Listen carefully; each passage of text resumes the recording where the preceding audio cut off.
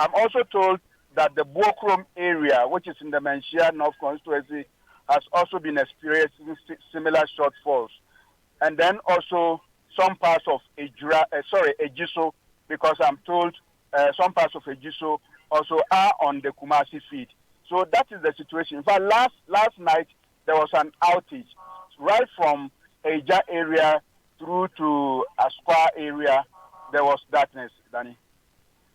What have authorities in the Ashanti region been telling you? For instance, the ECG has been issuing some statements. Even this morning, they let us know that some maintenance work is ongoing, which will affect some areas in Accra. But have you been... Well, in Kumasi, ECG haven't issued a statement. Usually, when there is a problem, they will put up a public notice and indicate which areas will be affected for maybe repair works or something of that sort. But this time, in fact, yesterday I had a discussion with the PRO of the ECG in Ashanti region, Mr. Erasmus Chirebedu, and he said nothing short of what Gridco has put up in the public domain regarding the drop in gas pressure. That is the only thing they also have to say. And on their part, he thinks that there isn't any shortfall, but the problem is coming from Gridco. And he suggests that they haven't put up a notice because they are being cautious about it in order not to create panic. Because you put up a notice and then within a short time, if the situation stabilizes, then you sort of create panic. So the situation is that when the lights go out, around the evening time, all businesses around the area which operate in the night either have to close down or some of them who can afford run on generators. Right. So tell us about how the people have been taking it now. I'm sure you've been interacting with a number of residents. What's the reaction? Well, it's been quite gradual and it is not affecting all places. So the conversation is a bit of divided, especially how to question it, whether to say is Dumsor or is the normal light off. So that is the discussion. But if the situation persists, then I can bet you that it's going to draw more public attention and then discussion. Okay. So though it's been happening, Saeed, it's not that widespread, and so it hasn't, for instance, taken over the conversation on the airwaves in Kumasi. It hasn't assumed, a widespread public discussion. But then individuals, talk about it, and people are asking questions whether we are back to the Dumsor days or what is exactly happening. That is the sense you get from members of the public. Saeed Ali Yakub, thank you so much for joining us. Right, Saeed Ali Yakub is with Love FM in Kumasi. Still listening to the Super Morning Show. Enjoy 99.7 FM. He in summary tells us, gives us some specific areas, tells us that there are power cuts in Kumasi. There's a bit of a debate amongst citizens and residents over what to call it. And so it hasn't really, because it's not that widespread, it hasn't really dominated conversation that much. Let me come back to the studio and speak to Raymond a bit more. And Raymond, Gridco has been speaking to this in recent times. Their main claim is that there's a gas supply issue. Now, the most important areas is that the plants that require, and we are now running 75% thermal in our case. We understand that Kosombo has full blast of all the 6 or so turbines that are supposed to function. Gridco is saying this is temporary. When the gas issue, which they are quickly working on, is fixed, we will be back to a situation where there will not be. So there's some admission that we are not having power as much as we're supposed to have. And this is largely due to gas supply issues. First, they said there was some work that was required on some plants. They finished with those ones. What is now the main problem is gas is not flowing as often as it's supposed to be, and they are seeking to fix the machines that will receive them so that they can proceed with that. There's been concerns that this is not only a gas issue. There's been concerns that, for example, for car power, it's not having the regular supply. Gas is not also coming from Nigeria too. Okay. So there's a bigger supply issue. Now, the interpretation of the supply issue according to John Jinapor and also Mutawa Akelu, who are both on the minority side. John Jinapor is a former deputy power minister and acted for a very long in that capacity without a substantive minister. Now, he's been saying that we don't have enough money to pay them for the gas. That's where we are today. His other argument is that there's a huge financial crisis in that area.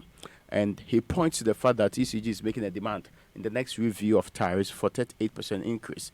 And that is a leading sign to him that we are heading the wrong direction.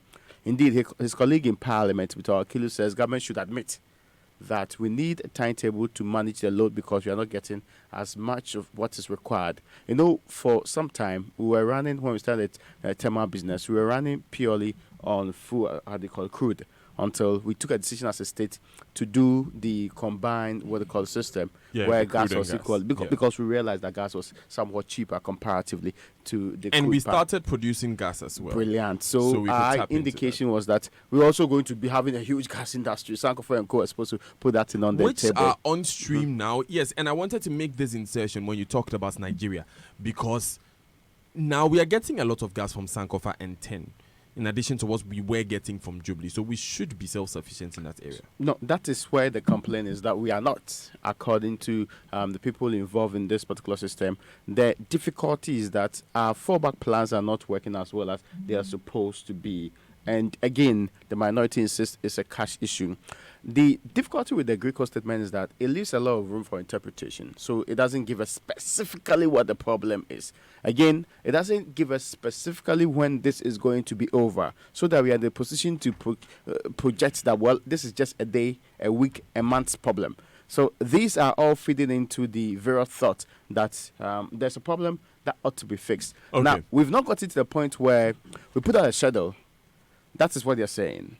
Because really, you don't use schedules to deal with temporary problems, especially when you know that you can fix it and it's not one of the extraordinary situations. So they insist, and you can see that ECG actually put out a statement saying that we are not back to Dumsor yet. And by Dumsor, they mean the regimented load shedding period. We are not there yet. As a result of our inability to produce enough power. Okay. Brilliant. Let's open the phone lines now and bring listeners in on this subject. We just want to know, like we said, we are in touch with authorities and we are working the phone lines.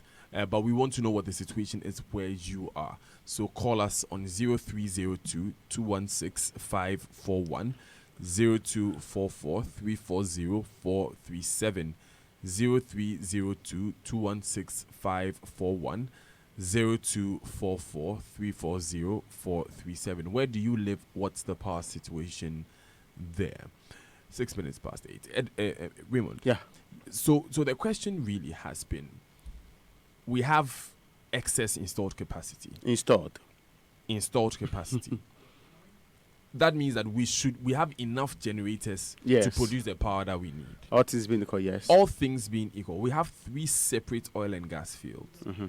That means that we should have enough fuel to power these generators. That's if you are picking from these ends, actually.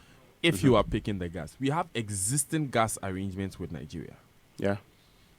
So if we have the installed capacity and we have the gas reserves, and we have the agreements to get the gas, what is causing this current problem? So there is a part that I left us in the early one. That part is I'll come back to you for that part, but Kennedy is on the line from Takrady. Good morning, Kennedy. Yeah, good morning. Great. Let's hear your thoughts. What's the situation in Takrady this morning? Good morning, Koyo. You know, of late, the power schedule is, getting out of hand. You go to work, when you come back, there's no light in your house, and, you can't just be, like, it is getting disheartening. During the day, light out, during the evening to light out. So, I don't know where we are heading to. Which part of Takrady do you live in? Which part of Takrady do you live in? West Line. Okay. And it's as regular as almost every day. The lights are off as regular as almost every day. They are regular at least 2 days, 3 days. You'll be at work and the power will be off. When you come to the house, to the same problem. So, thanks, Kennedy, for sharing your concerns with us. He's in West Line in Takrady. Edward is calling from Kumasi. Which part of Kumasi, Edward? I stay at Santasi area, but I work at Asqua. Okay. That's quite a distance. Yeah. Yeah. But you see, where I stay, I've never experienced any lighthouse. So it's quite of seasonal issues. I don't know whether it is maintenance or whatever it is, but where I work, sometimes the light goes off and it comes back. So in a way, I lost you for a moment. You said the lights goes off and then it comes back within a short time. Within a short time, it comes back. Yes, Okay. it fluctuates. That's at Asukwa. Yes, that's at Asqua. Asukwa is more central Kumasi, isn't it, compared to Santasi? Santasi is more of the edge. Yes. Okay. So commercial activity is probably more concentrated around Asukwa than Santasi. Exactly. Okay. It's more residential, but Asqua is somehow industrial and residential. Okay. Thanks, Edward, for joining us this morning. Just trying to get an understanding, because if you are going to take off some load, you are going to take it from places where a lot more power is produced, is consumed. Della is calling from Dodowa. Good morning, Della. What's the situation as Dodowa? Good morning, that's it. Our place, it goes off on and off. Yesterday, like this, 3 times. And sometimes even in the evening, for about years now, every evening from 4 up to the following morning, the power is down. So I have to virtually off my fridge because the fridge guard don't work. Nothing works. The fan is slow. Everything is just slow. We've complained several times, but the light off, it seems it's just too much. Sometimes Sunday, the whole of the morning, the light is off until maybe evening that way before it will come back. Okay, Della, you said the situation has been going on for years. Yes. Have you complained to the ECG? It looks like yours is quite specialized. Several times. I've been calling them. Even yesterday, I called them. Every evening, our power goes down. It completely goes down. You cannot just get any. Everything is down. So the fridge guard don't work. You see that it's always on red. Sometimes even in the morning. I've complained to them several times. And what did they say? Nothing. Even there was a time I called. In fact, the reply the ECG office gave me in Dodowa is just too painful that I can't reveal it on air. Maybe someone may be in trouble or something, which I don't want to. It's just too much. We are paying bills. You come on and do everything. But in fact, it's just too bad. They should do something.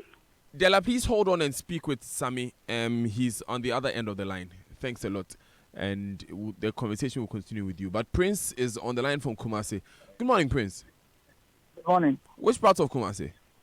Well, I live at Espresso, please. In Espresso? Yes. Espresso. Okay. On the Lake Road, yeah. Yes, I know Espresso. So talk to us. What's the situation there?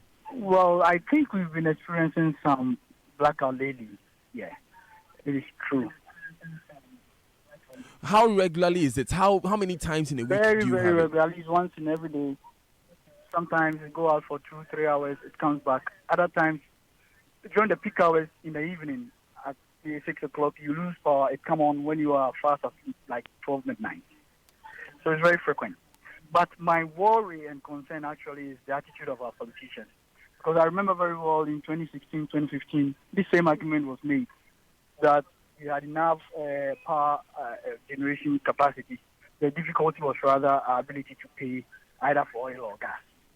So I think now in our nation's development, we should dedicate specific funding to pay for whether it's oil or gas to power, because we need energy. It's one of the most important things, because even if students go to study under free education and they get home or their hostels, they are unable to read with light, then it will be very difficult and challenging for them to make a hit. True. So Thanks, we need Prince. to take a decision now. Right. To dedicate funding for these things. Thanks, Prince, for calling us from Kumasi. Jackson is calling from Cape Coast. Good morning, Jackson. Which part of Cape Coast are you calling from? Second Ridge. Second Ridge. Oh, okay. Yeah, but what Heading I'm out. about to talk is about in Accra. Okay, tell me. Actually, I live in Accra, but I work at Cape Coast. Right. Okay, My so area tell is us. called Dumsor Livestock Down, around the Assemblies of God. We'll be having this problem, this off and on, more than 2 years. before recently to start. You'll be there now before you realize the light go off. Nobody is telling anybody anything. Our own, I think, is a major problem. The electricity down so much district there. Why? Because they will come and do something. It will come on. Well, you'll be there now. Then you start again. We'll be complaining, calling. You don't know what they are telling you, Sir Daniel. It's very serious, Daniel. Right. It's very serious. It's very serious. In Dumsor, last stop down, around Assemblies of God and back of Atomic Hotel. Okay. I think I get the general area. Jackson, thanks a lot for calling to share your concerns. Let me come back to you, Raymond. So, Raymond, you were you were making a point. I'm saying that Greco has also alluded to a problem with Atuabo gas, which is also one of the difficulties with the supply ends for them to use for the current issue. So the gas is supposed to power the plant's supposed to give you power, and there's a problem with the gas from one section, and that's also affecting the flow. All of this put together is pretty much making it look like you might have plants, but the plants don't have fuel to power them. Alternatively, we could have bought crude for most of these plants because we made them dual. The only difficulty is that crude is more expensive and even now worse expensive in this case. You may incur huge losses in the process of doing so, and we may go back to having to institute some of the things we did to crawl back the money that we needed to pay. Don't forget, we are still paying for the energy sector levies in this case. That's why we have the ESLA currently operating.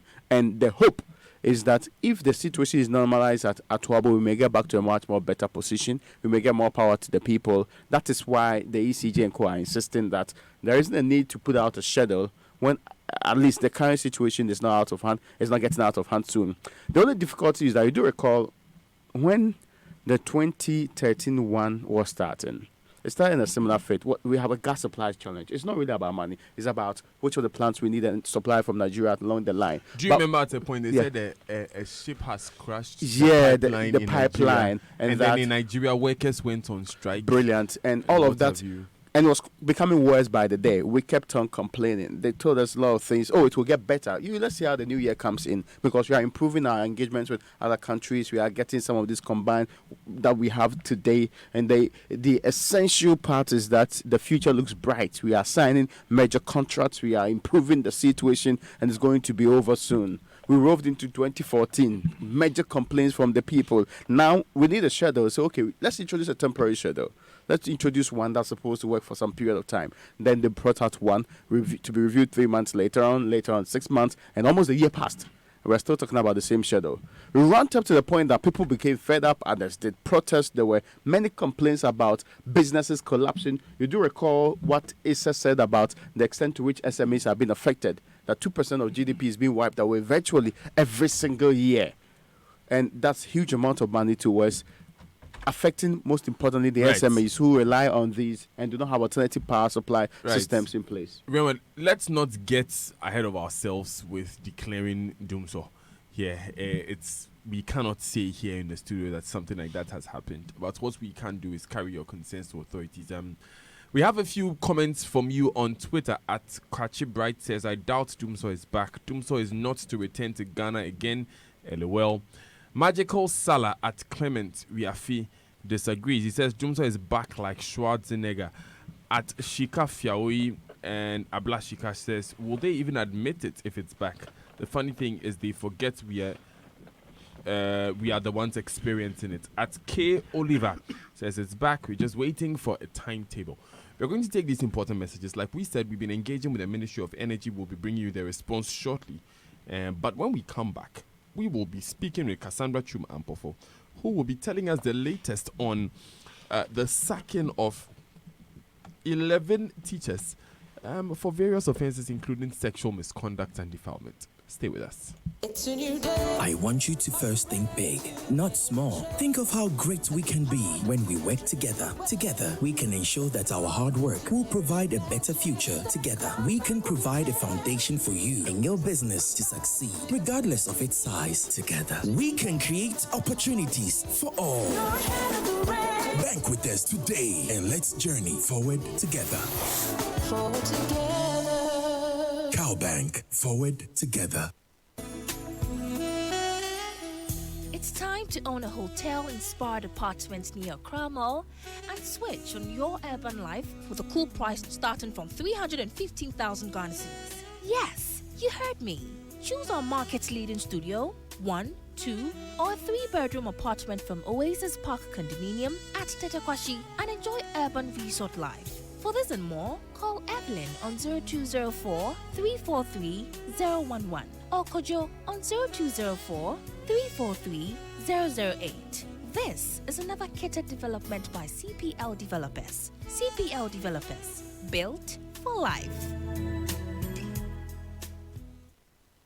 Airtel Tigo, we thank you. Osumamli, Oyiwado, Soga Copper, Atekaka, Konongo, Yedamwase, Wale, Tapaya Dansoman, Edisu, Takrade, Oyibi, Kintampo, Transaco, Winiba, Gambaga. Airtel Tigo has expanded all across Ghana, and for sticking with us, we say thank you. Enjoy 300 megabytes data and free calls to Airtel Tigo numbers from 6 a.m. till 10 a.m. every day on this limited offer. Terms and conditions apply. Airtel Tigo. Ghana is ready to host the rest of Africa for the 11th edition of the Total CAF Women's Africa Cup of Nations, starting from the 17th of November to the 1st of December 2018, right here in Ghana. Who takes the trophy home? Would it be the Black Queens of Ghana, or the Phoenix of Algeria, or the Lionesses of Cameroon, or the Langya Sanal of Equatorial Guinea? Are you rooting for the Les Aiglonnets of Mali, or the Super Falcons of Nigeria, or the Bayana of South Africa, or the She Polo of Zambia? Come cheer your team on and lift flags high as we enjoy the games. Total CAF Women's Africa Cup of Nations Tournament, Ghana 2018. Proud of our own.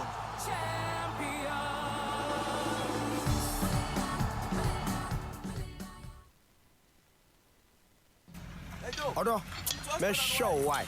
That's small boy. Who is that? Oh, that's my Airtel Tigo insurance. You have Airtel Tigo insurance? Yes, I'm a big boy. Share, marry me, and you can also enjoy my Airtel Tigo insurance free of charge. Black Quachi. Enjoy hospital and life insurance for yourself and up to 2 family members from just 10 pesos a day. More than 35,000 customers have received claims within 72 hours. Simply dial 550. Airtel Tigo Insurance. Underwritten by Prudential Life. Powered by Bima. Africa, the land of amazing natural beauty. Like the swan flying across the golden sunset, travel from Ghana to Namibia, South Africa, and other southern African countries has now become easy, convenient, and affordable when you choose to fly with Air Namibia. We offer flights between Accra and Johannesburg, Windhoek, Cape Town, and the rest of southern Africa, and also for travel between Accra and Lagos, offering you the best rates in the industry. Come aboard and experience our superior service and hospitality. Get your tickets from our city office at number 9 Ra Avenue at Braka on weekdays and on Saturdays before 1 p.m. or at our airport office on Mondays, Wednesdays, Fridays, and Sundays. Contact Air Namibia on telephone 050-947-1306 and 050-947-1282 or email accra.sales@airnamibia.aero. Come fly Air Namibia, where true African hospitality awaits you. Air Namibia, carrying the spirit of Namibia. This festive season, there's no place like home to enjoy all the entertainment on offer with GoTV. There's no place like home to see all my favorite cartoon characters. There's no place like home to settle in for countless hours of great movies. There's no place like home to experience all the passion of telenovelas. There's no place like home to catch all the football and WWE action. Get a GoTV decoder, GoTenna, and 1 month of GoTV Plus subscription for only 89 Ghana cedis. GoTV. Live it. Love it. There's Christmas, the new Land Rover, Discovery, and Discovery Sports. Oops, I got great news for you this Christmas. Grab your Land Rover Discovery or Discovery Sports through Allianz Moto Ghana. What a surprise, offering an in-house credit scheme. Just pay 40% and spread the difference over 36 months. Oops, that is 3 years. Discovery Sport is starting from $69,000 and Discovery starting from $99,000. getting done. Discovery family, never stop discovering. More info, call on 0266 640 099 or log in to www.landrover.com.gh. Land Rover, above and beyond. Adjudged Group Private Health Insurance Provider 2018 by West Africa Healthcare Excellence Awards, Vitality Health Insurance offers corporates varied all-inclusive healthcare plans. Our plans are customized to meet your corporate needs with prompt claims payment as our hallmark. Excellent customer service is guaranteed you by Vitality. Vitality, we ensure reduction of fraudulent claims leading to reduced medical bills. Why stress yourself when you can outsource your healthcare administration to Vitality's experts? Call 026 65 73200 or 050 6099 800 or visit www.vitalitymh.com. Vitality Health Insurance. Enjoy good health with Vitality. In this part of the world, we rise early, way before the sunrise. We plan, we pray, we prep, just so we are a step ahead. We keep the conversations going to stay connected to family, friends, and business. They say, Agrobeswa Ifrianopa. Start your day bright with MTN Kokroko. For only 1 Ghana cedi, you can enjoy 400 megabytes of data and 30 minutes of free MTN to MTN calls every day from 5 a.m. to 8 a.m. everywhere you go. Dial *138# to buy MTN Kokroko bundle now.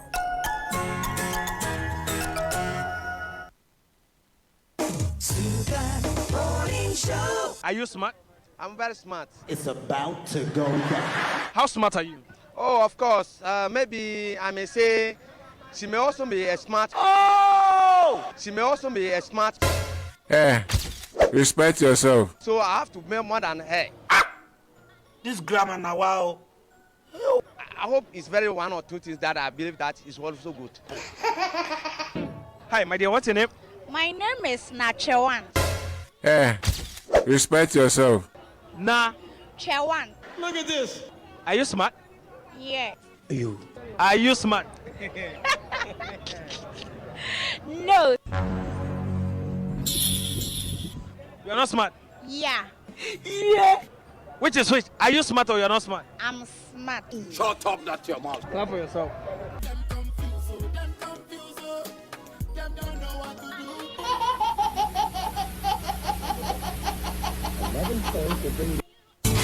And in our very first story for tonight, he was at the center of a recent heightening of diplomatic tensions, I beg your pardon, between Ghana and the U.S. Drive time on Joy with Lexus Bill.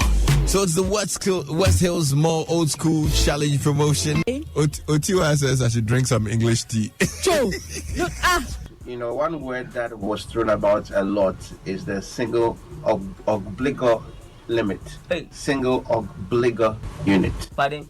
Single obligor limit. Pardon?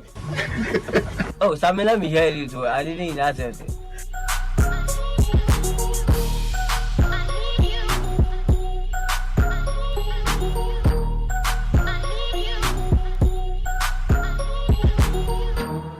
And this segment of the Super Morning Show was brought to you by kind courtesy of Kofi Ansah himself.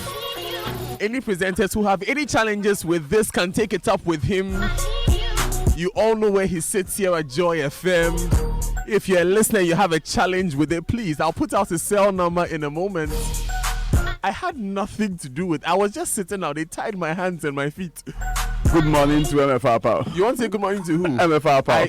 I will not allow you to say good morning to MFR Pal. You just want to say good morning. Can't say good morning to MFR Pal. You can't say good morning to MFR Pal.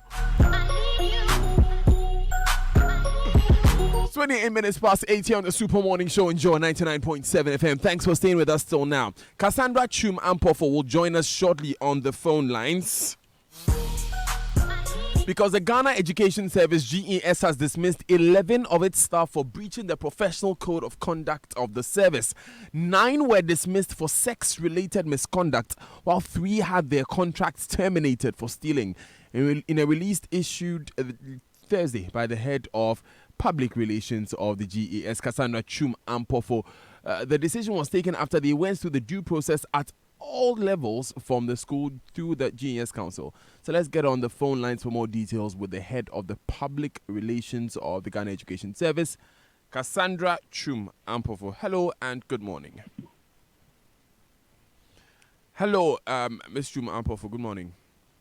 Hello, good morning, Daniel. Hope all is well. Hello. Hope all is well.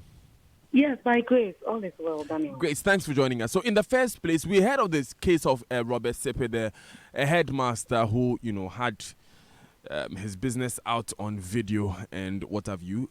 This happened some months ago. Action is being taken now. What took place between when this became a matter of public record and now? What has happened since then? Yeah, thank you very much, Daniel, and very good morning to your listeners. Yes, we have our code of professional conduct, and in it, whenever you violate or you breach any of our rules, there are sanctions for you. And so in respect to what we published today, there were allegations of sexually immoral misconduct, and then it was investigated right from the school level. So specifically in relation to Mr. Sepe of what you asked of, he right from the school level through to the district, that's Kuma Otobemba district, through the Central Regional Education Directorate. It came to the headquarters, and then it finally ended at the GES Council. So it has gone through a series of investigations, and we have come to the final conclusion that they have indeed violated our code, that if I should read, that no teacher shall indulge in immoral relations with a pupil or student in his own school or in any educational institution in which he performs any official duties. And so by this action of theirs, they have also, brought the name of GES into disrepute. And so we have submitted the appointment to, together with 5 other people, also in the Eastern, and then one also from the Central region as well. And then again, we also had some other staff who have also been convicted, and by our code, if you are convicted, you are dismissed outright. And so for Madam Comforto Bruce, for instance, we all heard of this Ghana's issue of the free SHS food items. It just went straight to the court, and they were convicted, and so by virtue of our rules, they have to be dismissed. And then the last one, as for defilement, it is not within our mandate as GES to determine defilement or rape. We administratively would end at the sexual immoral misconduct. This last one, Mr. Mumuni, also, his process was a criminal proceeding. It went through the court, let me put it that way, and he has also been convicted, I think it's 10 years also recently, for defiling a class 3-year-old. And so, again, once you are convicted, you are also dismissed.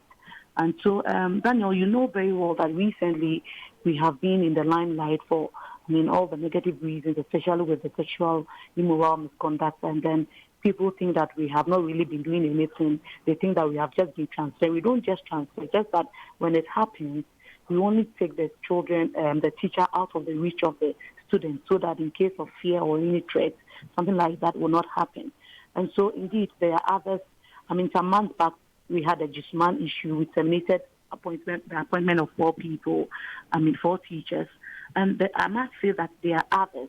And people are asking why we have a number of them coming from the Eastern region. I keep telling them that, yes, we wanted you to know that, indeed, we are working. And we are really serious. Now we've gotten the approval to apply the maximum. And administratively, we have the power to dismiss or to terminate. Right. And initially, we had other sanctions as well, where we were applying the suspension, the reduction of rank, the deferment of salary and all of that. But this time, if you are found culpable, we'll apply the maximum. And that's what we have done. Now, with the case of Robert Sepe, for instance, we know that this case or this video became public in January 2018. We are currently in November, heading to the end of November. Some 10 months for this administrative process. Why so long? Yes, but again, Daniel, some of these things, yes, the video came out, we all saw, But I mean, you also have to also go through the due process to ensure that indeed you have come to a good conclusion for all to know that the person actually deserves whatever punishment you have given. It's a process. The investigation that started at the school level, it took some time. The district education, disciplinary committee it also took some time. You know very well that along the line, even if Asepe was nowhere to be found, to even appear before the committee for us to hear his side of the issue. So it also took some time. And then from the district, it went to the region, and then it came to the headquarters, and then we also had to refer to the council. So, I mean, it's not that it's deliberate. Yes, it kept long, but then it's because of the process that it went through. That is why, kind of a delay, if you may want to. You see, I was using Mr. Sepe's incident as an example, but we know that when it comes to processes such as this, there's often a complaint in the public. Even the Deputy Education Minister had caused a complaint about the Ejisuman case, that there seems to be a delay and these teachers are not being moved out of the campuses quickly enough. So generally, there is a case to be made for administrative processes within the GES, is there not? Yes, you may have, that opinion that maybe when it comes to our administrative processes and all of that, it keeps long. But again, that is the process we also have to go through. But let me, quickly add that, when it comes to the code of conduct that we are using now, that is what we have to do. But we are also working hard. We have a new code of conduct in the pipeline very soon. If it is approved by our council and all of that, we may be using that one. And I know that with the new one, definitely some of these processes, will not just keep that long, and we can quickly get to the end of such issues. And just to be clear, you said that I may have that opinion. It's not really my opinion. I'm looking at the headline for the Ghana's matron who was charged by the court for stealing free SHS food. Again, this was December 2017. So, what it is there to see that it's been over 11 months since that case, for instance, became public record. But then we would like to ask now when the new code of conduct is being implemented and what sort of changes are being made to the administrative process. Yes, I will not be able to tell you when exactly, but I know that very soon. It's in the pipeline. This time, in GES, we even had a code of professional conduct for teachers and for non-teaching staff. This new one would have a common, one code of professional code of conduct for both teaching and non-teaching, and there are others that other issues that have been revised and all of that. So definitely it will come out. I can't tell you when exactly. When it's ready, we'll definitely let you know. Will it be before the end of this year? I cannot say that for a fact for now. Right. Have reports been made to the police for these 6 cases of sexual immoral misconduct which have not been determined criminally yet? Yes, Daniel, let me say that we have our girls' educational units, we have our guidance and counseling units, and we have directed them that anytime we have such a case, the first is to report to the police. But again, the moment you report, the same parents, and the society in which we live in, sometimes they would go to the court and say, oh, I just don't want to go back and forth, this stigma and all of that. They have their own way. Before you realize, they have gone to take the issue out of court. And when that happens, we cannot do anything about it. But administratively, we can't perform our function. That's what we have done. So when it happens, we report to the police for them to also continue with the issue, because these are criminal cases and that is not within our purview. Okay. Now, finally, when these cases came up, and again, I'll refer to what Dr. Yaweduchum said earlier, that directives have been made, that the teachers are immediately removed from the school campuses, and basically the needs of the child are prioritized in terms of provision of counseling, in terms of, in cases of a Jisuman, for instance, some students felt they were being targeted by the authorities. during the prosecution and investigation of this case. Do you think that our system at the moment prioritizes the needs of the child? Absolutely, yes, we do. Once it happens, the teacher is taken out of the school. I mean, we take you out of the reach of the students. And we do it. That is what, when you hear, and I'm not saying you in particular, I mean when some people hear or when the media gets to hear, they say that we have only transferred. It's not that we only transfer. We take the teacher out, sometimes we take the out of the district, sometimes even out of the region. So we do that all the time. And we did that in the case of, all the others that have been cited here. It happened. Ejusuman, yes, they were even interdicted. But you see, the process to the interdiction in the Ejusuman example you cite took quite a while. I remember we raised that issue repeatedly here, that these teachers were still on campus with the students, because remember with the Ejusuman, there were 3 levels of investigation. There was investigation on the school campus itself, then there was investigation by the GES, before finally action was preferred against them. And before this GES investigation concluded, these teachers were on campus with the students, which is why Dr. Edichum had cause to ask that question, that why not refer to the police immediately, have them deal with it, even whilst administrative processes are going on. Yes, you are right. But again, in the Ejusuman issue, the first investigation was a fact-finding committee that was set up to first establish the prima facie case, and that was what was done by the school.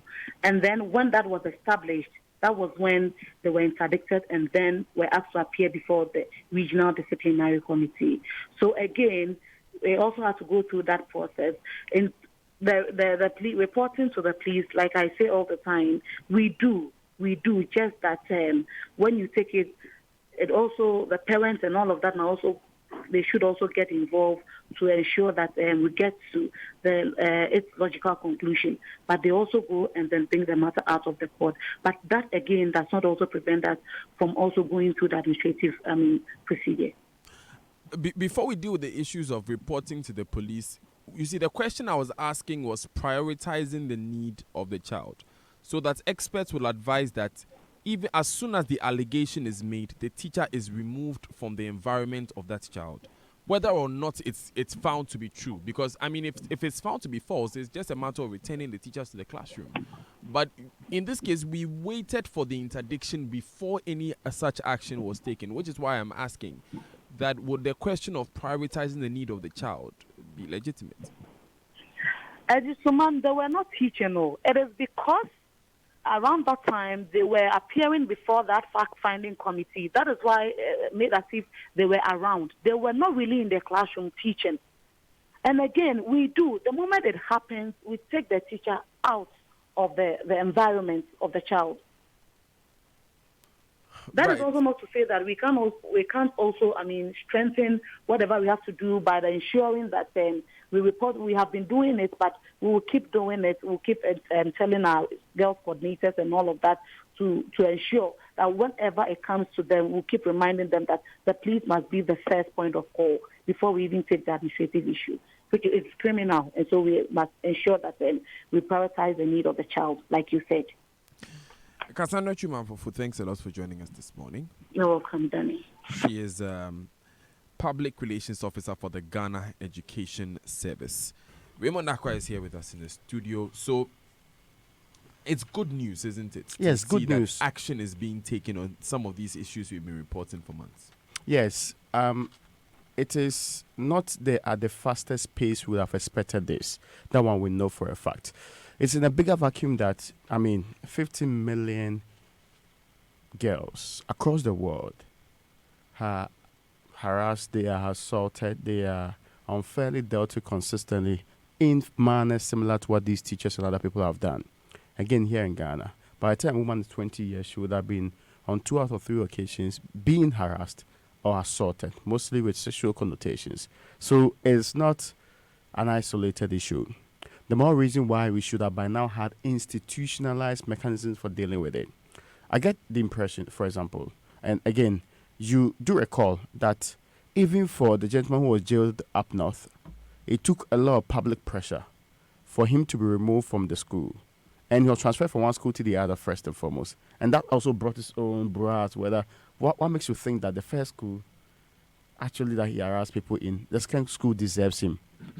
Okay, so let me come in here because Cassandra Chumampofo addressed that point exactly, that when we are determining the case and we remove the teacher to another school, we have not officially found that man is guilty. We just want to remove that man from that woman, from the environment of that child. Okay, so my proposal in this case is that, yes, and we agree, but we are saying that we are putting the child first. The priority should be the child. So that environment should not have the child first. Secondly, if this man attacked girls or women, so I'm taking the man for a reason. Okay, I would think it's more reasonable that I take him to an all-boys school, assuming his proclivities are in the direction of girls alone. Or in because the alternative, we did have a recent case in Kumasi High School. Very good. That's what I'm saying. That then that man could equally be removed and put in a school where it's predominantly girls. That's if they still think that the statement from the child or the accusation is not strong enough. But I know people have been interdicted based on accusations and later on restored and put back where they are supposed to be. So that is why I'm seeking to say that we are not saying you declare guilty and so transfer. We are saying that putting the child first means that there should be some action, which requires that you do not put the same person accused in the environment that is more likely one to repeat the offense. I mean, why? Should you wait till he goes to different schools and keep harassing them until the first issue is determined after a year? Then we now come to say that finally we've identified them as such. So this has to happen to the person. The structures of the schools currently that we have is not the one that even allows the students to report. Because the relationship mostly between the teachers on the other side and also the students are not the very congenial of standards. The teachers tend to protect their own. So a student who reports about one person may even be dealt with by other teachers and say, "Oh, see the ways that are not the wrath." Very good." So the environment itself ought to be improved.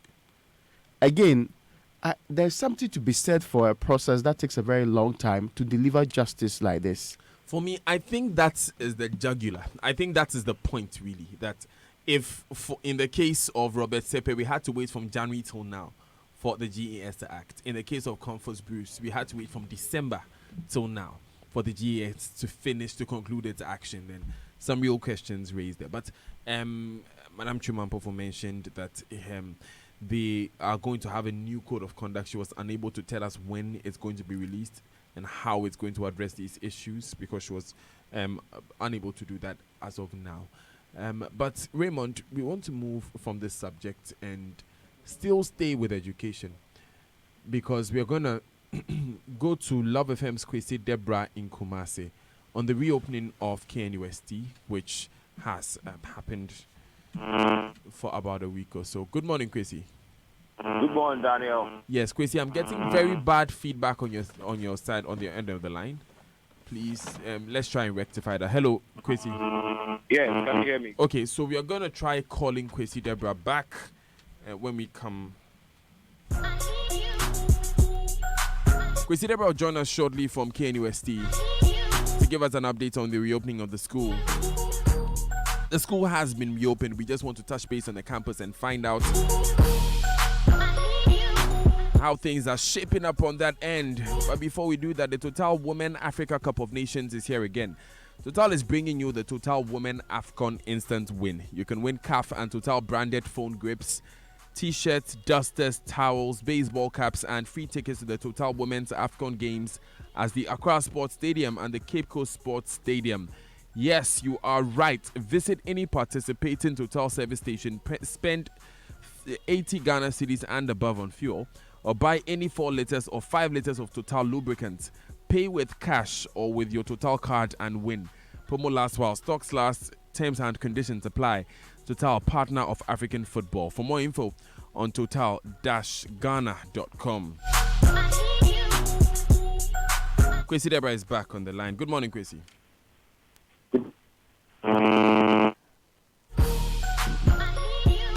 Apologies for that.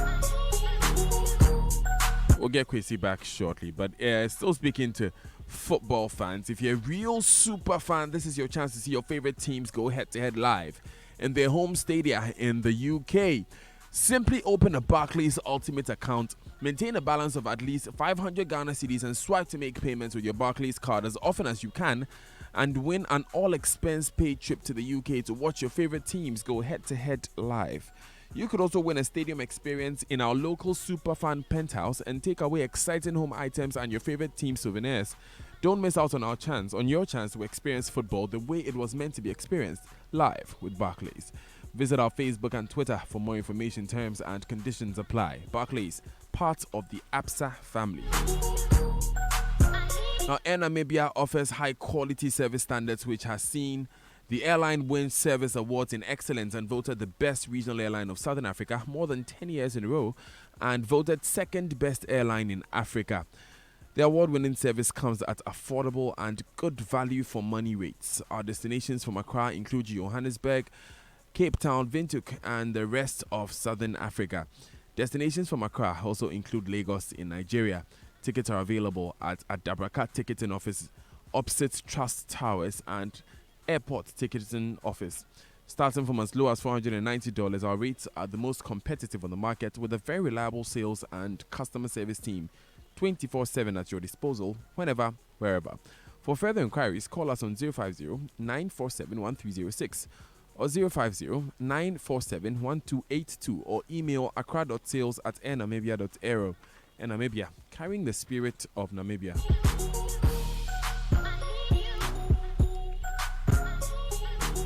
Good morning, Kwesi. Good morning, Daniel. Is it clear now? Yes, the line is much better now. Thanks. So where are you on KNUST? What's the atmosphere like? Yeah, I've been at KNUST since 7, and I just got out of the train. I was at the commercial area. I went to the transport, the stage section.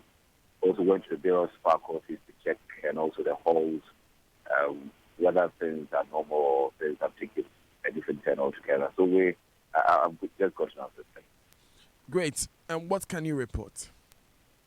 Yes, campus is now normal. You haven't, of course, I went to interview some of the students with regards to how lectures going. And for instance, when lecturers came to campus, how they behave towards, they came to class, how they behave towards them, and how they are taking classes. Most of them are saying, of course, this is taking a bit of a toll on them because the first time they're experiencing the examination, and this is the case where it didn't come off, and certainly they would have to go and come back.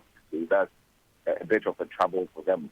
And with some of them I spoke with regards to how the behavior of lecturers at campus, I was expecting that they were going to tell me that lecturers behave a bit of forward towards them because you haven't, with this week of this workout, you haven't, this sort of a bit of uneasy tension between among students and lecturers. So I was expecting them to tell me something of that sort, but they told me that when they came to class, when they went for class, lecturers were quite friendly to them. They talked to them nicely. And so they are waiting for examinations to take place and for the next step to come up so that they can go home and come back for the main examination. Daniel. Okay, how was it today? It was normal as usual. The lecturer just tried to fake a test or something to get us here, but just normal, yeah. Normal, Just yeah. continue from Just continue. Okay. Just continue from where we stopped in. Yeah, everything. Just normal class. Me, I was even expecting like maybe the lecturer will not come to class, but it was okay. Like there's like normal studies back. So everything is. Yeah, when we went to class, we were all seated making noise, wondering what was going to happen. So we waited and the lecturer came. So when he came, the whole class went quiet, wondering what he was about to say. But he turned out to be friendly with us. And we were all happy. Were you expecting them to behave a bit hostile towards you? Yeah, we thought he's going to be a bit harsh, maybe, for what's happened. But that wasn't what came out. Thank you so much. So that was Kwesi Debra interacting with some KNUST students. Kwesi? Daniel. Yes. So have we been able to establish if the action that was proposed, was announced by Otumfor during the reconstitution of the council will take place. I mean, the formation of a committee to see to the students' consent and going forward from then seeing how those bridges can be built again. Have we heard anything in that direction? Yes, I've been interacting with the PRO, that is the relation officer on the march, and he, of course, the roadmap is there, and we are now trying to chair the festival. The resources are going to be that very far with the committee is going to look into the market, but we think they are in the process of committee. So we're waiting for the committee. Already been told that it's going to be chaired by a retired High Court judge. So that's what we're waiting for. Those are the kind of a bit of information that we have about the whole committee which is going to set about it. But now I can't really say that it has been instituted. We're waiting for it to be announced so that we can see how we go about it. Thanks very much, Chrissy Debra, for joining us this morning from Kumasi.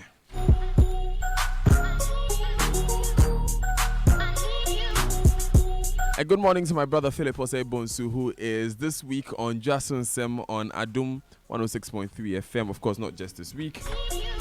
Let me come to you, Raymond, on this issue that is happening at KNUST. Things seem back to normal. Can we call it normal? Yes, we can. But see, there's always been times where students, their lecturers, their leadership of the school, I think they agree, they disagree, they fight over these issues. There's been major disagreements. It was the handling of the entire matter that was inappropriate and was not in the finest of forms we can actually agree to. But it looks like we are back to the table. Back to the table where there's going to be improved relationship between the academic staff and the students in this case. So junior members, senior members, their relationship is going to be improved. Moving forward, the general characteristics where leadership of schools seem to think that they say that all students cannot have a voice and all of that. I think we should move beyond that. It's not progressive. And finally, some of these people also staged similar demonstrations in times past when they were younger people. There is something to be said for the conduct of the students. Listen, nobody can support that conduct. 1.6 million Ghana cedis in damaged property. I hope they can identify the students and let them pay, and not all students. Some of those students were posing to the cameras of Yes, News. I think they can be selected, identified, and made to pay for the damage, and made to pay even extra for it anyway, because that amount of money could have been put to better use. That may be used in buying more berets, more important devices for the various laboratories, improve the system generally. It could have been used to buy shuttles for students to move around nicely, and that's huge amount of money in this case. So we should consider, and mostly this case, they say, oh, we identify the people, but for now, everybody's paying. And they spread across for even the students who were studying at that time, students who did not really participate in these things. We cannot reward generally the works of people who have done wrong by letting others be affected for it. Let the punitive measures go to those who are identified. Of course, luckily for us, they did it boldly, and some of them nicely recorded. Some posed for pictures in this case. So let them be beneficiaries of the actions in this case, and let's move to a better system where students and leadership cooperate better. And generally, we follow laid down procedures and laws in schools. It is important that the next generation should not be the ones that puts hooliganism and its related effects ahead of dialogue, ahead of constructive engagement. The next generation should be the one that's more interested in fostering better dialogue procedures and listening to each other more. That one is how we will develop the brains for the next generation. Very important. We can't have yes. university students using violence as the way forward. Thanks. Right. A very important point there. Thanks, Raymond, for sharing that insight with us. We're going to move on to our Big Friday conversation today. But before that, take part in the Hisense 2018 Black Friday Big Sales and get great deals on all our products. Hisense is bringing to you its entire range of items at heavily discounted prices, ranging from all sizes of TV sets, refrigerators and freezers, air conditioners, sound systems, gas cooker, washing machines, mobile phones, and its vast range of small appliances. Hisense products are of the best quality, very durable, and comes with up to 5 years manufacturer defect warranty. because we trust our products. Rush now to any Hisense showroom on Friday 23rd, Saturday 24th, and Sunday 25th of November and purchase your trusted Hisense products at a heavily discounted price. Terms and conditions apply. Further inquiries, call us on 0302 550000. Hisense, everyday prices for everyday people. Now join us at the Labadi Beach Hotel on the 27th of November. That's next week, Tuesday, from 8 a.m. to 8 p.m. for the scorecard. The scorecard is where you and I rate the performance of this administration so far. It's been some 22 months. What has happened? What has gone right? What has gone wrong? How have they done so far? How have we all done so far? The conversation begins at 8 a.m. With a panel discussion on the economy moderated by Raymond Aqua. It continues in 2-hour blocks all throughout the day. Call 054-630-3435 for your special invitation, or just come over to Joy FM front desk. You can get your special invitation. Yes. We're going to take the Joy Business Minutes. When we come back, our Big Friday conversation. Is Ghana working? It's Black Friday! Welcome to the